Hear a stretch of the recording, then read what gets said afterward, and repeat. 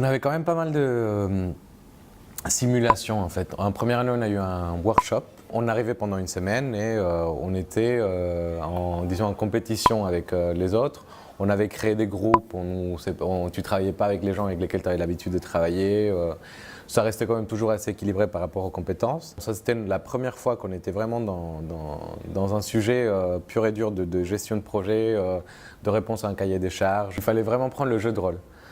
Ça, c'était la première fois qu'on a vraiment été en mode pression, en mode travailler avec les autres, voir ce que tu peux faire. Bon, là, je pense que c'est assez formateur parce que du coup, tu te rends compte de ce que tu es capable de faire. On avait une semaine, on avait un timing, on avait la pression des profs et on avait des intervenants qui jugeaient aussi notre travail.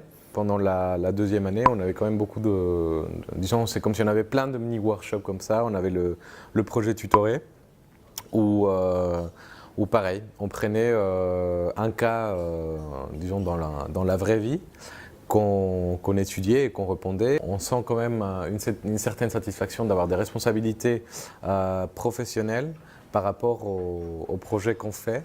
Je pense que c'est essentiel dans ce type d'activité d'avoir des compétences aussi diverses, sachant que c'est pas pour rien qu'il y a une sélection qui est faite en début d'année.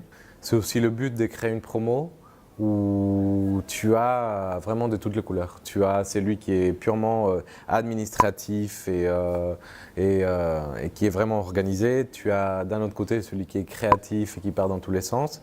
Et à la fin, le fait de travailler avec des personnes comme ça qui sont très différentes mais qui créent vraiment une unité, je pense que c'est ce qui fait la force de tout le master.